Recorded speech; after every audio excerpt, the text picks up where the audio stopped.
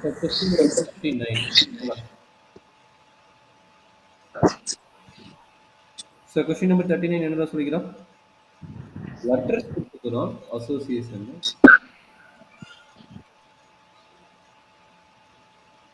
Okay.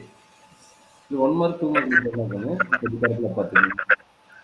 Sir total letters இதுல எத்தனை இருக்குது? ஃபர்ஸ்ட் அதை கவுண்ட் பண்ணிக்கணும். 1 2 3 4 5 6 7 8 9 10 11. 11 லெட்டர்ஸ் இருக்குங்களா?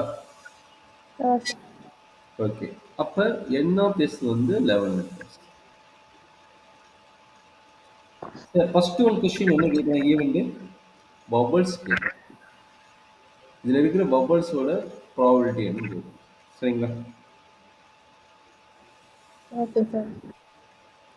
இப்போ பபிள்ஸோட ப்ராபபிலிட்டி என்ன இருக்க போகுது?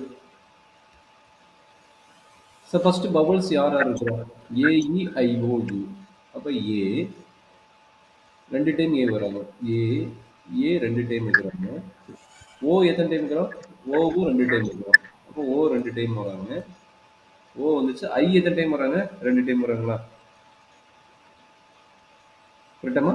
ஐ ரெண்டு டைம் வராங்க. அப்போ ஐ ரெண்டு டைம். அப்ப இந்த ஈவெண்ட்ல பபிள்ஸ் எத்தனை வருது? 6 டைம்ஸ் பபிள் வராங்க. கரெக்டாமா? ஏ ஓ ஐ ஈச் ஒன் 2 டைம்ஸ் வராங்க. ஸோ probability of powers கேட்குறோம். அப்போ probability of event is equal to 6/11. இதுதான் answer first one. So next one என்ன கேட்குறோம்? Second one consonant. கன்சோலன்ட் உனக்கு தெரியும். ப்ராபபிலிட்டி ஆஃப் இ பவரோட வேல்யூ கரெக்டுங்களா?